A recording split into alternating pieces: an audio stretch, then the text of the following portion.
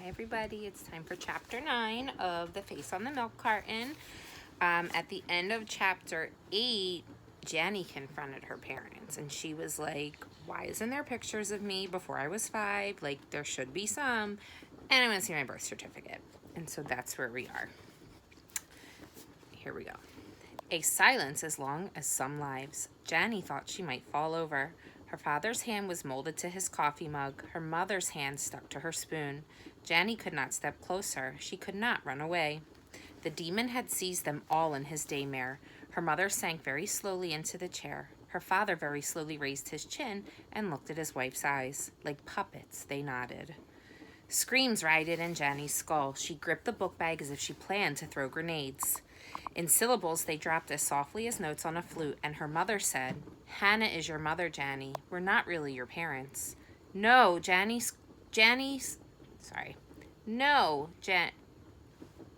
No, cried Janny's soul. No. We're your grandparents. Hannah was our daughter. Janny dropped the book bag. Is that all? She cried. She flung herself onto her mother. Is that all? I thought, oh, mother, you just can't imagine what I thought. She could not stop repeating herself. She hugged her mother ferociously, feeling the strength of wrestlers in her arms. Oh, mommy, that's all it is? We're related, it's okay. She's all but my mother. There's no daymare, no nightmare, no demons. Hannah just had an illegitimate baby, and it's me, and that's all there is to it. Her father came up behind her, gave her a ponytail, and pulled her backward by her red hair. His hug was also the hug of wrestlers, hanging onto her as if they were in danger of falling cliffs. She leaned on him, letting the horrible cliff of kidnapping out of her mind.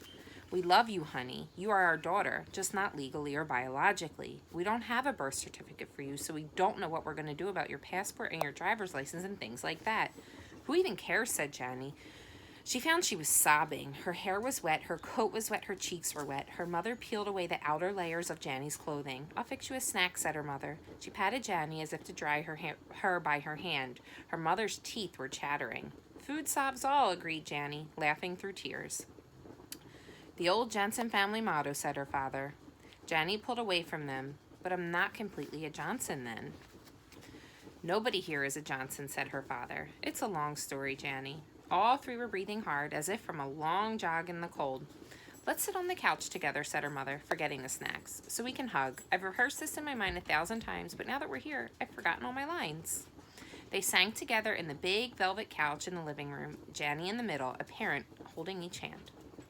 She was so tired from the assault of emotion she could hardly hold her head up. She rested against her father's shoulder. Our name is not Johnson, said her father. It's Javinson. We've never come across the name anywhere else. It had a Scandinavian sound, but we really don't know much about my family. Javinson, thought Janny. I like that, she thought. It's better than Jane, Jayne, Johnstone. Jane Javinson. Your mother and I. Her father's voice staggered like clumsy feet. I guess I better say, your grandmother and I. Janny shuddered. No, don't say that. She pulled a hand against his chest as if to trap those words. We'll call us Frank and Miranda then, said Janny's mother. And the stories her parents told her, line by line, agony by agony, was so sad that Janny wept for them. Frank had a degree in accounting and Miranda had a degree in medieval literature. Frank went to work for IBM in marketing. They got married and a year later a baby girl was born. They named her Hannah, which meant full of grace. Hannah laughed and cooed and was happy her entire childhood. Hannah was my whole life, said Janny's mother. Her eyes fastened on a past Janny knew nothing of. I'm your whole life, thought Janny, jealous and angry that somebody had come before her. But Hannah had been an unusual child. Janny frowned when they described Hannah. She could think of no girl who even slightly resembled Hannah. Hannah had never wanted to do things other girls did. She didn't play with dolls or ride a bike. When she was a teenager, she didn't care about boys or getting a tan or the radio. She worried about right and wrong. From the time she was very small, the inequities of life horrified Hannah. How could her family have so much and the world so little? Miranda could volunteer for a cause, do whatever committee could do, and return home to a good dinner, and Hannah never felt like she deserved dinner. Hannah was beautiful, said her father, in a haunting sort of way. Hannah always seemed to be looking at something else. In another age, she might have become a nun or spent her life thinking of God. But we're not a religious family, and I don't suppose she even knew what a nun was. The oddest thing was happening. Janny was falling asleep. The sleepless nights worrying about the milk carton and whether to dial the 800 number had caught up to her. Do you know what a cult is? Her father asked. Janny shook her head, bumping his shoulder. A cult is a religious group with exceedingly strict rules for the people who join it. The Hare Krishna movement swept America like a prairie fire in the 60s and 70s. Janny. It attracted young and old, hippies and conservatives, East Coast and West Coast, and it attracted Hannah. She met a group of young people who told her that if she became a Hare Krishna, she would be purified. It would no longer be her fault that she had so much because they would not let her have anything. She would be saved, and when she was 16, she fell on her knees and begged to be allowed to be one of them. Janny could picture none of this. They were scary people, said her mother. They wore bright yellow robes. The men shaved their heads. They carried bowls and begged. You saw them everywhere, in cities and airports, chanting and demanding money. But where we tried to be honest with Hannah, saying, nobody knows why some people starve and some people have everything. The leaders of the cult had answers for all of her questions, and what Hannah wanted in the end was a set of answers and a set of rules. Yellow robes made her think dimly of National Geographic photos, but it evoked no memory. 16, therefore, is a terrifying age for us, said her father. He tried to laugh, and that's why we're having such a hard time with you, Janny. We have to give up part of you, let you drive, maybe take a trip with a Spanish class, go off to college, make your own decisions. Hannah's decisions, it ruined our lives and hers. Why didn't you tell me before now, Janny asked. Her mother was shuddering violently, from her teeth to her knees, because we are so afraid you'd want to find your mother and maybe your father and get sucked up in that cult too. I can't go through that again. I can't lose another daughter, Janny, please. They need me, thought Janny. They need my comfort. I wouldn't do that to you. You won't have to go through that twice, I promise. Her parents kissed her on each side. Her mother took both her hands down, held them against her cheek, as if in prayer. We tried everything to get Hannah out. We took her on long vacations. We sent her to live with my cousin in Atlanta. We tried traditional church. But she went to California to join the Temple Commune. There was nothing we could do. The law wasn't on our side. Hannah wasn't on our side. The cult even had armed bodyguards to keep parents like us from snatching our children back. Snatching children, thought Janny. To think I actually thought Mommy and Daddy had snatched me. She could no longer keep her eyes open, but let herself doze against her father's warmth. We wrote continually, said her mother in a strangled weep, but Hannah rarely wrote back. The few times we were allowed to visit, she seemed dulled, like a silver spoon that needed to be polished. She spoke only when spoken to. All of her responses were memorized. Our beautiful Hannah had stopped smiling forever. I'm very happy here, she would say tonelessly, like a mechanical object. I was still with IBM, said her father. I was transferred frequently. We sent Hannah every address change. Whenever I went on a business trip, I mailed her postcards. I suppose I thought I could entice her back in the world with pictures of waterfalls in the mountains or castles in Europe. Janny tried to remember California. Her mother whispered, we were good parents, Janny, we were. We never knew what we had done wrong or why she rejected everything we ever taught her. We tried everything to get her back. We sent police. We paid the cult off. We tried to de-brainwash her when she visited, but she wanted to be in the cult. She was a very tall, docile toddler. She simply obeyed her leader. Her mind was strangled. We wept on her birthday, and that was all we had of Hannah. Her father described the passage of years in which Hannah led a weird, enclosed life with harsh, incomprehensible people. We got an official letter telling us she had been wed to a man in the cult. That was all they were told, not even his name. And then one day, said her mother, the front door opened. I was making pound cake for the women's club bake sale. I was in the kitchen adding 6 eggs to the batter, and the beaters were whirling. I had added the first 4. I remember that so clearly. I had 2 eggs to go, and there stood Hannah, holding you by the hand. Her parents sat up. Janny was amazed by this mutual physical response of the emotions. Even their posture knew the worst was over. Her father leaned forward, resting an elbow on his knee and cupping his chin so he could look at Janny. Her mother's voice lightened, and she ran her hands through Janny's red mane. Both held Janny's cheeks and kissed the tips of her tilted nose. You were such a beautiful child. I was a resurrection for them, thought Janny. Hannah reborn. You were her little girl by the man who had been chosen as her mate by the leader. Mate, repeated Janny. What an animal term for the love between husband and wife. Her mother didn't hear her. You had no clothes except the clothes you were wearing. I had the best time taking you shopping. We bought sweet little socks with ribbon trim and the cutest little jacket with bunnies on it and a tiny little beret. It was so adorable against your red braids. It didn't sound right, sorry. You had the best time. You had never had so much attention. I suppose in the Colt you were in some kind of daycare. You often referred to the other children and asked about them. Those twins, thought Janny, the spilled milk. It was just daycare. We gave you your own bedroom and thought that was the most exciting thing that ever happened. You know what would be exciting now, said her father?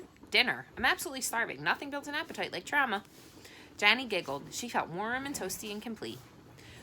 Let's nuke the leftover pot roast, he said. Are there any potatoes left, Miranda? No, but I can make instant mash if you want them, Frank. I love instant, said her father. They went into the kitchen, as if leaving the bad parts of the story behind in the living room. Good things happen with hot food, thought Janny. So go on, she said, with the pot roast nuked. Hannah came to the door, and you bought me tons of clothes, and then what? Well, said her mother excitedly. Hannah had realized the colt was a terrible way to bring up her little daughter, so she escaped. She didn't even like you near the windows for fear of guards the colt would be there peering through the curtains. The second night of celebrating Hannah's return and your existence, we realized the colt could find us just as easily as Hannah had, because of course we had always sent our forwarding address. Minutes ago, Janny had been incredibly sleepy. Now she was incredibly hungry, eating as if she had never known food. Her hands shoveled the meat into her mouth. She felt like an animal. Her parents saw nothing. They were a tag team, rotating speeches.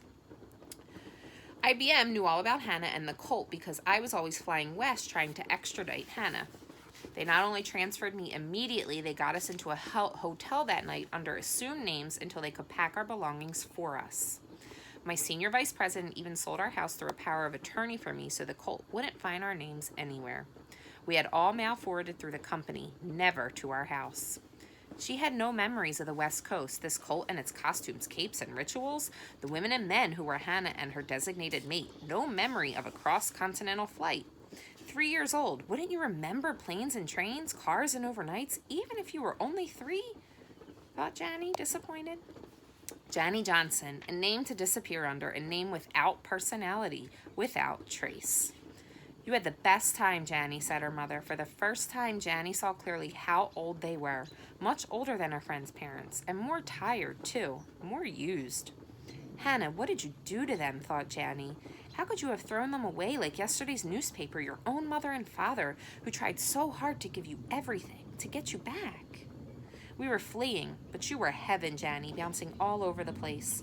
Her mother painted a happy little Janny in new houses, buying new clothes, teaching her to swim. Hannah standing blank-eyed, packing boxes never unpacked before the next flight. Yet another different driveway. Janny dancing like a water sprite. But even though we did all we could, said her father, Hannah eventually wanted to go back to the colt. This time, Janny entered the daymare willingly, as if it were a hallway down in which she could walk if she chose. She felt that down the corner she could find Hannah, find California, remember that nursery school, the laughter of children rang in Janny's heads, and then something different. Flashback. A man's laughter, big and chesty, and she knew herself held in the air by this man, a red mustache. She was tugging the mustache, and he was nibbling her fingers.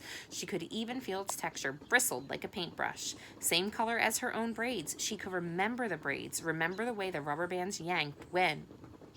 Out of the flashback. Hannah was addicted to the colt, the way some people are addicted to heroin. And when Hannah insisted on going back, we let her. Her mother's voice grew urgent. She wanted us to keep you, Janny. I've always cherished that. She loved you very, very much. You have to know that.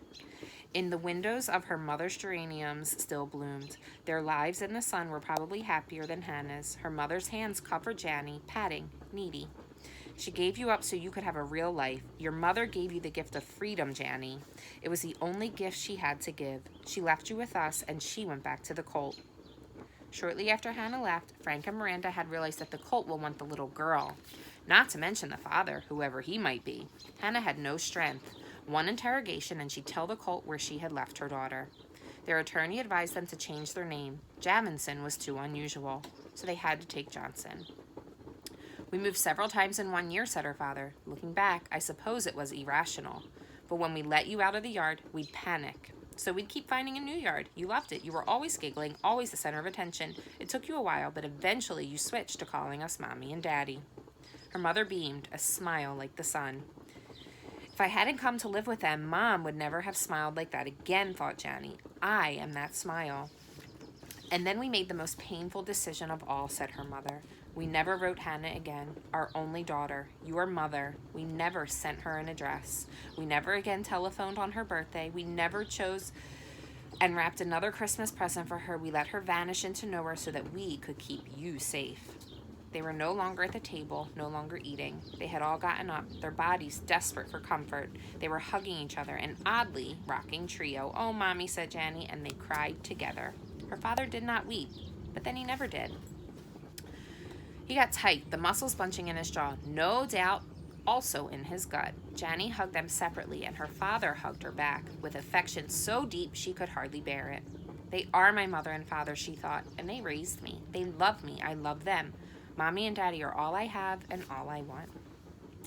And that is the end of chapter 3, and I want you to think about, what do you think? You think that that really happened, or why was she still on a milk carton? And that is what's confusing to me. We'll see you tomorrow. Good night.